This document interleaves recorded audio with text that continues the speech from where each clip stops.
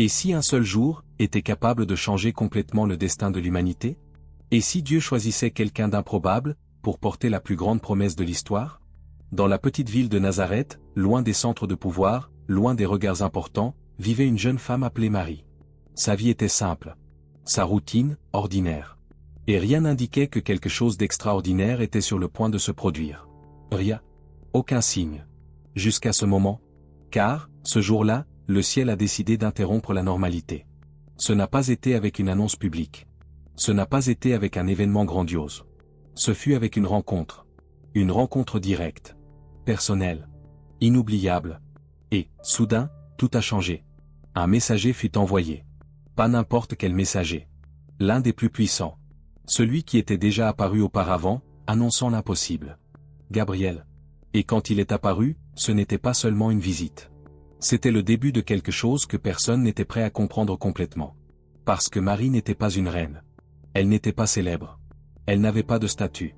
Mais elle avait été choisie. Et la question qui résonne encore aujourd'hui est: pourquoi? Pourquoi elle? Et que venait exactement annoncer cet ange? Qui changerait tout pour toujours? C'était un jour ordinaire. Silencieux. Sans hâte. Marie était chez elle, occupée aux tâches simples qui remplissaient ses journées. Rien d'extraordinaire. Rien qui annonçait un changement.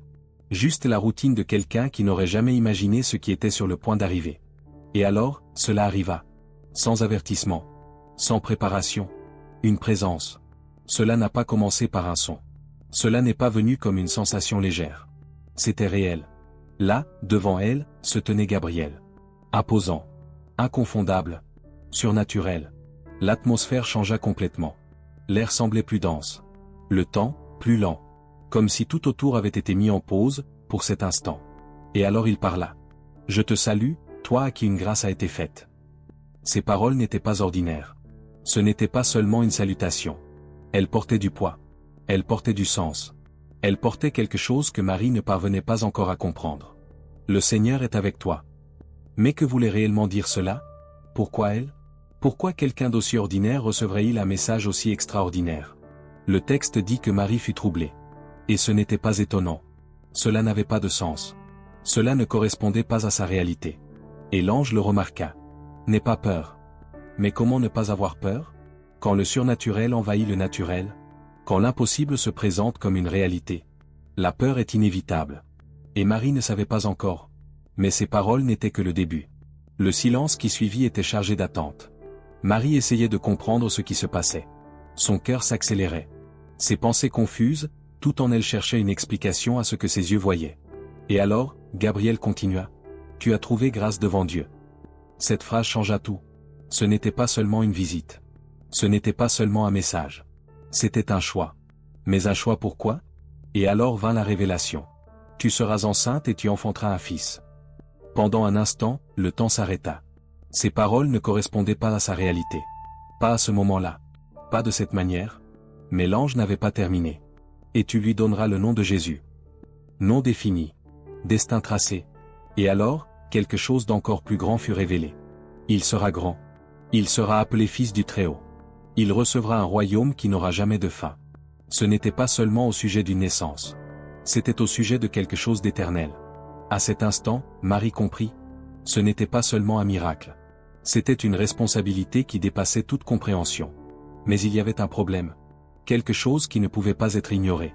Quelque chose qui rendait tout cela impossible. Et la question commença à se former en elle. Comment? Et alors, elle demanda. Non avec incrédulité. Mais avec sincérité. Comment cela se fera-t-il? La question de Marie n'était pas une résistance, c'était une recherche de compréhension. Parce qu'il y avait là un fait impossible. Elle n'était pas mariée. Il n'y avait aucune explication logique à cela. Et à cet instant, le ciel répondit. Gabriel n'apporta pas d'explications humaines. Il ne détailla pas de processus. Il révéla quelque chose de bien plus grand. Le Saint-Esprit viendra sur toi. Cette réponse n'était pas scientifique. Elle était divine. La puissance du Très-Haut te couvrira. Il n'y avait aucune comparaison. Aucun précédent. Cela serait unique. Et alors, l'affirmation qui changerait tout. C'est pourquoi le Saint-Enfant qui naîtra sera appelé Fils de Dieu. Silence. Marie n'était pas seulement face à un miracle. Elle était face à un mystère. Quelque chose qui dépassait toute logique humaine. Mais l'ange n'avait pas encore terminé. Car, pour fortifier ce message, il apporta une preuve. Quelque chose de proche. Quelque chose de réel. Quelque chose qu'elle pouvait vérifier. Élisabeth, ta parente, est-elle aussi enceinte? Ce qui était impossible, se produisait ailleurs aussi. Et alors vint la phrase qui résonne encore aujourd'hui. Car rien n'est impossible à Dieu. À ce moment-là, tout dépendait d'une seule réponse. Le temps sembla ralentir. Tout ce qui avait été dit se trouvait maintenant devant Marie comme une décision inévitable. Il ne s'agissait pas seulement de comprendre. Il ne s'agissait pas seulement de croire. Il s'agissait d'accepter ou de reculer. Parce que ce choix changerait tout. Sa réputation, son avenir, ses relations.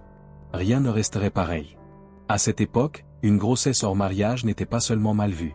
C'était un motif de jugement sévère. Rejet. Conséquences réelles. Et pourtant, le choix était toujours le sien.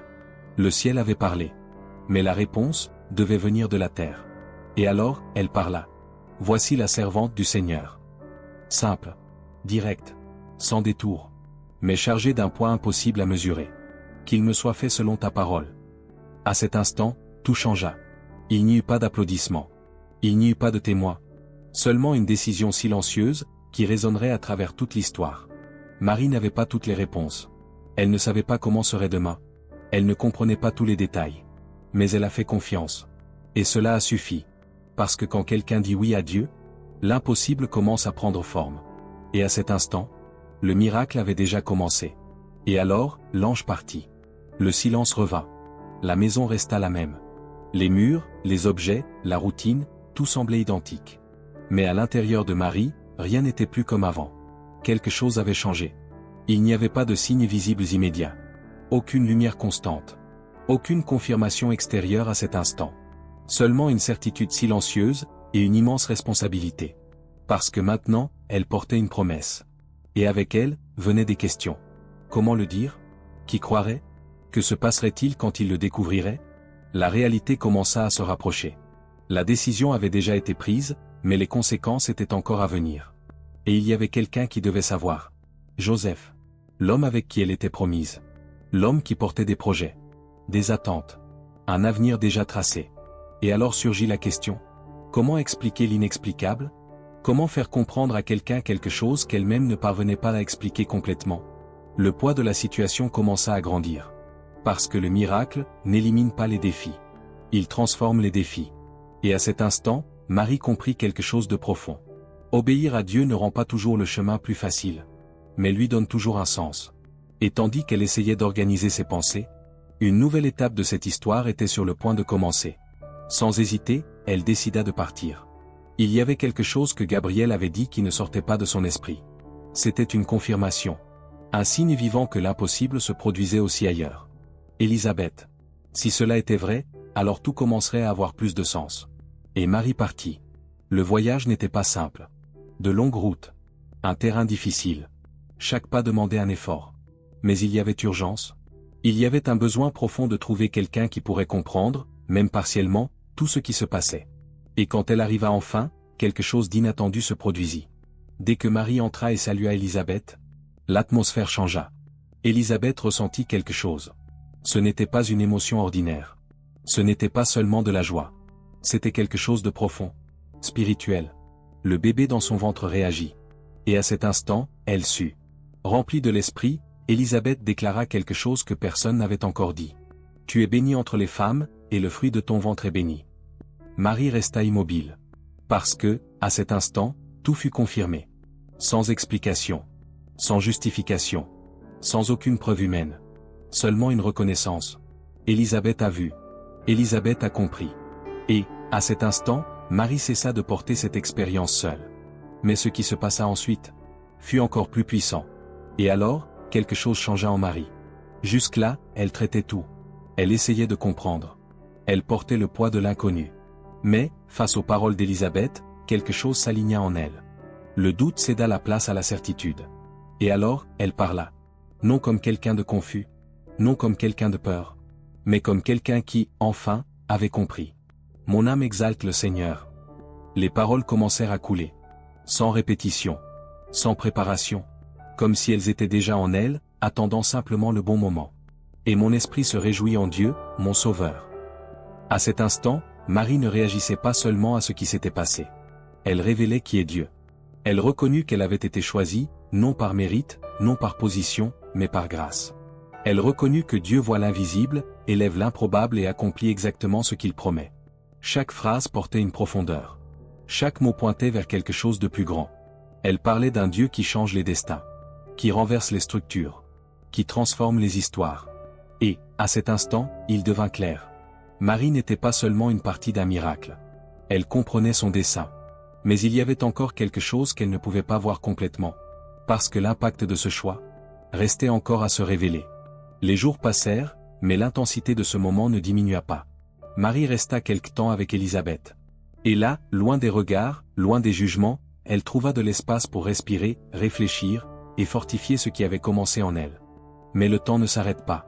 Et la réalité arrive toujours. À un moment donné, elle devrait revenir. Revenir à Nazareth. Revenir chez elle. Revenir vers les gens qui ne savaient rien. Et, surtout, revenir vers Joseph. Cette rencontre serait inévitable. Parce qu'il ne s'agissait pas seulement de raconter une histoire.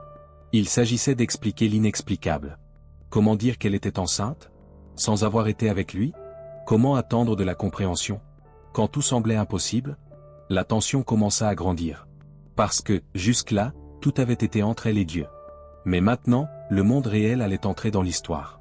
Et le monde ne comprend pas toujours ce que Dieu fait. Marie le savait. Malgré cela, elle revint. Et, à cet instant, l'une des parties les plus difficiles de ce parcours était sur le point d'arriver. Quand Marie revint à Nazareth, le poids de la décision qu'elle avait prise commença à devenir réel. Ce n'était plus seulement une rencontre spirituelle. Ce n'était plus seulement une expérience intime. Maintenant, il y avait des personnes impliquées. Et, surtout, Joseph. Il devait savoir. Et quand il le sut, l'impact fut inévitable. Pour lui, il n'y avait aucune explication logique. Aucun contexte.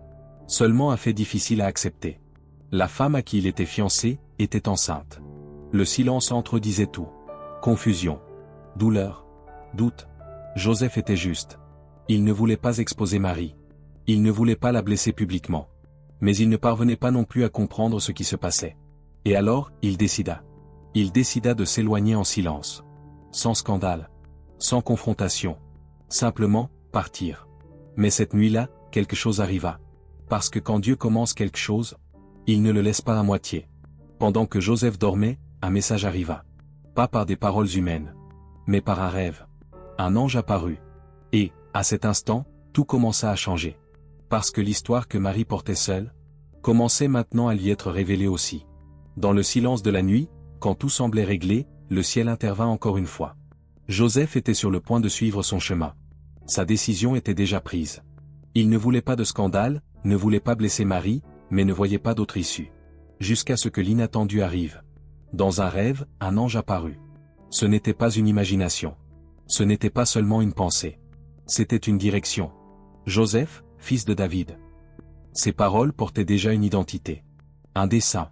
Une connexion à quelque chose de plus grand. N'aie pas peur de prendre Marie pour épouse. La peur était là. Le doute aussi. Mais maintenant, il y avait une réponse. Ce qui a été engendré en elle vient du Saint-Esprit. Silence. La pièce manquante s'emboîta enfin. Ce qui semblait être une erreur, était un miracle. Ce qui semblait être un problème, était un plan. Et alors vint la confirmation finale. Elle enfantera un fils, et tu lui donneras le nom de Jésus. Nom défini. Mission révélée. Car c'est lui qui sauvera son peuple de ses péchés. À cet instant, Joseph comprit. Pas complètement.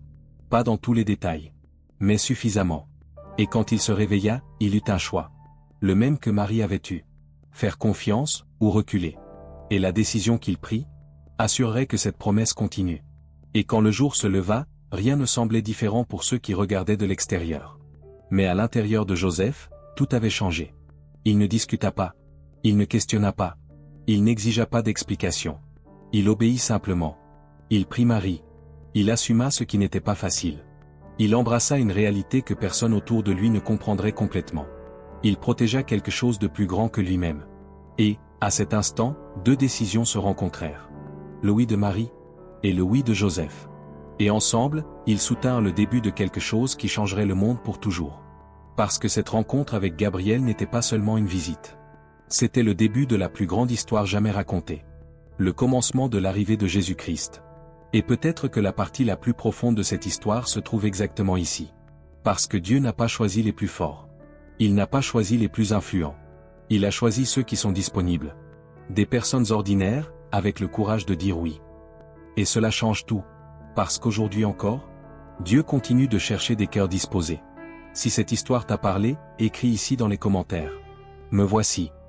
Et si tu veux continuer à suivre ce parcours de l'annonce jusqu'à son accomplissement complet, abonne-toi à la chaîne et partage cette vidéo avec quelqu'un qui a besoin d'entendre cela aujourd'hui. Parce que tout a commencé par une rencontre, mais continue de transformer des vies encore aujourd'hui.